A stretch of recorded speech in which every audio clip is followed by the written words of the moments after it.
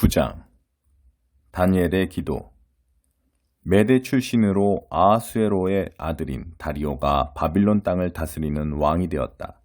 그의 통치 첫 해에 나 다니엘은 성경을 읽으면서 예언자 예레미야에게 주어진 하나님의 말씀, 곧 예루살렘이 폐허로 있어야 할 횟수가 70년이라는 것을 곰곰이 생각했다. 나는 응답을 들으려고 주 하나님께 나아갔다. 거친 베옷을 걸치고 금식하며 잿더미 위에 무릎을 꿇고 간절히 기도했다. 나는 내 하나님 앞에 마음을 쏟고 영혼을 토해냈다. 오 주님, 위대하고 존귀하신 하나님, 주께서는 주의 언약을 한결같이 지키시며 주를 사랑하여 주의 말씀을 지키는 자들을 결단코 버리지 않으십니다. 그러나 우리는 죄라는 죄는 다 짓고 살아왔습니다. 악행을 일삼고 반역하면서 주께서 밝히 보여주신 길을 이리저리 피해 다녔습니다. 우리 왕과 지도자와 조상과 땅의 모든 백성에게 주의 말씀을 전해주던 주의 종 예언자들의 말에도 귀를 막았습니다. 주께서는 언제나 의로우시건만 우리가 보여드리는 것은 죄와 수치뿐입니다. 우리 모두가 그러합니다. 유다 백성도, 예루살렘 주민도, 고향 땅의 이스라엘도, 주께 반역한 탓에 여러 곳으로 내쫓긴 이스라엘도 그러합니다. 하나님, 우리 모두가 왕과 지도자, 우리 조상들도 온 세상의 웃음거리가 되고 말았습니다. 당연한 일입니다. 우리는 죄인이기 때문입니다. 우리 하나님이신 주의 자비만이 우리의 유일한 희망입니다. 우리는 아무 권리도 주장할 수 없는 반역자들이기 때문입니다. 주께서는 우리에게 살 길을 일러주시고 주의 종인 예언자들을 통해 분명한 가르침을 주셨습니다. 그럼에도 우리는 주의 말씀에 귀 기울이지 않았습니다. 온 이스라엘이 주의 말씀을 업신여겼습니다. 우리는 주의 교훈을 무시했으며 그저 제멋대로 살았습니다. 그리고 이제 그 대가를 치르고 있습니다. 하나님의 종 모세에게 주신 계시에 명백히 적혀있는 준엄한 저주가 지금 우리 가운데 실행되고 있습니다.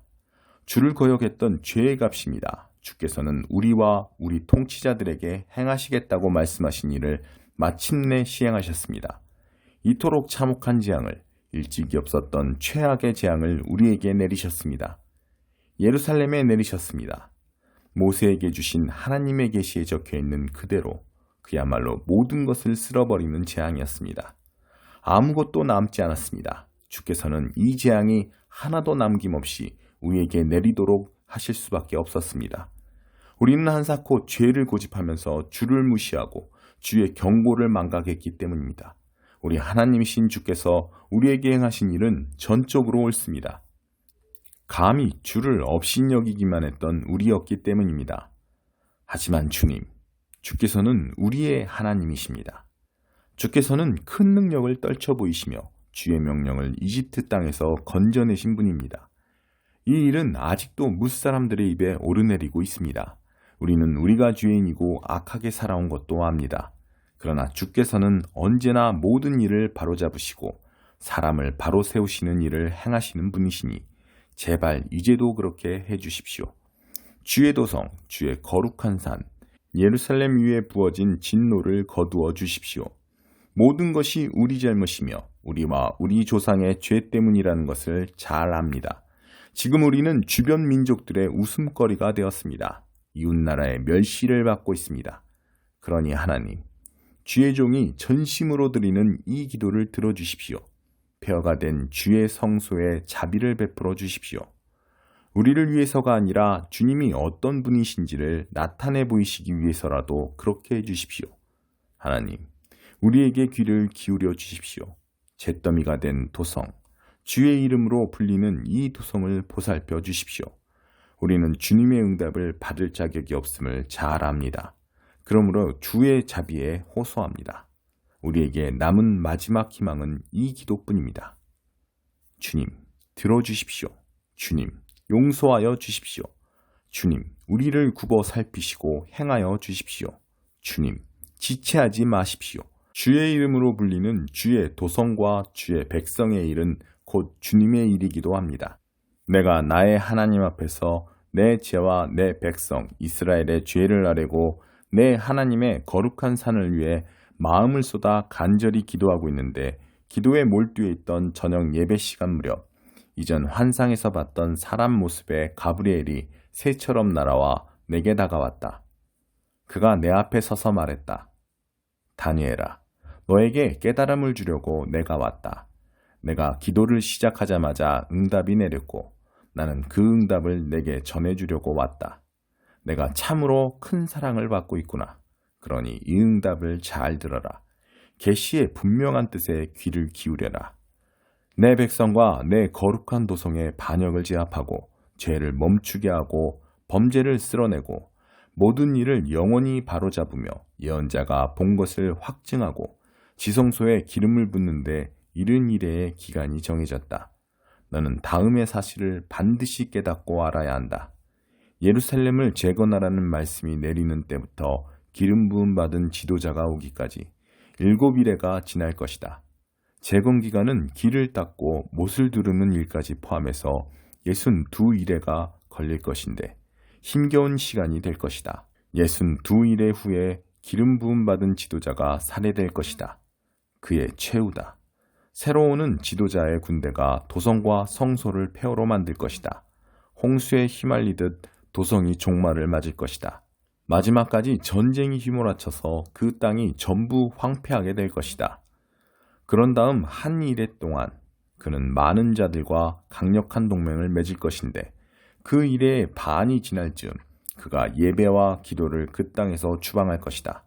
예배 장소에는 신성을 모독하는 역겹고 흉측한 우상이 세워지겠고 신성을 모독한 자가 마지막을 맞을 때까지 그곳에 서 있을 것이다.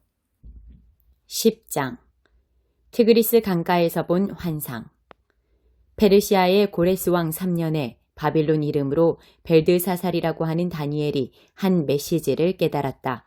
그것은 큰 전쟁에 대한 진상을 알려주는 메시지였다. 그는 계시를 받아 그 메시지의 뜻을 깨달았다. 그때 나 다니엘은 예루살렘을 위해 3주간 애곡하는 시간을 갖고 있었다. 나는 간단한 음식만 먹었고 조미료나 고기나 포도주는 입에 대지 않았다. 3주가 지나기 전에는 목욕도 하지 않고 면도도 하지 않았다. 첫째 달 24일에 나는 큰 강 티그리스 강둑에 서 있었는데 거기서 위를 올려다보고 깜짝 놀랐다. 허리에 순금 허리띠를 메고 모시옷을 입은 어떤 이가 거기에 있었다. 그의 몸은 보석 조각처럼 단단하고 반짝였으며 얼굴은 빛났고 눈은 횃불처럼 이글거렸다. 팔과 발은 청동처럼 광채가 났고 깊이 울리는 음성은 거대한 합창소리 같았다. 그 광경을 나 다니엘 혼자서만 보았다. 같이 있던 다른 사람들은 그 광경을 보지 못했는데도 두려움에 사로잡혀 모두 도망쳐 숨었다. 사람들이 모두 떠나 홀로 남겨진 나는 무릎이 후들후들 떨리고 얼굴에 핏기도 가셨다. 그때 그의 음성이 들려왔다. 그가 말하는 소리에 나는 정신을 잃은 채 얼굴을 땅바닥에 대고 쓰러졌다.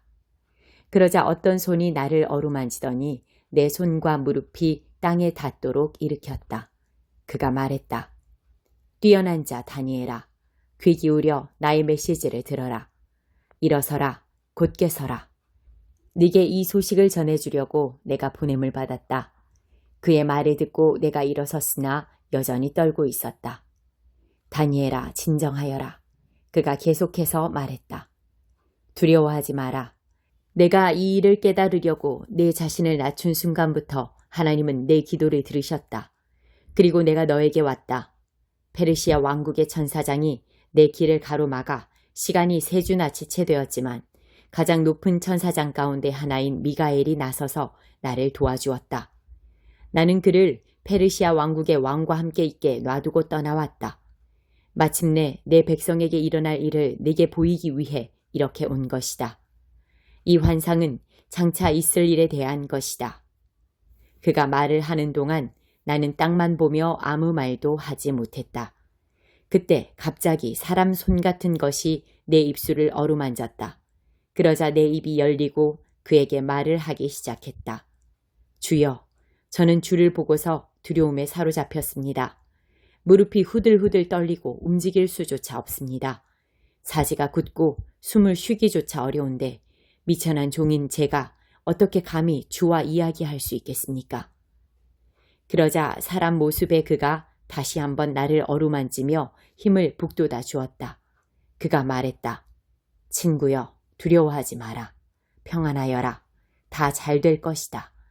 용기를 가져라. 힘을 내라. 그가 말을 할 때 내 속에서 용기가 솟아올랐다. 내가 말했다. 이제 말씀하십시오. 주께서 제게 용기를 불어넣어 주셨습니다. 그가 말했다. 너는 내가 왜 네게 왔는지 아느냐? 이제 나는 돌아가서 페르시아의 천사장과 싸워야 한다. 내가 그를 물리치면 그리스의 천사장이 올 것이다. 그러나 나는 그 전에 먼저 진리의 책에 기록된 것을 네게 말해주려고 한다. 그 싸움에서 나를 도울 수 있는 이는 너희 천사장 미가엘밖에 없다.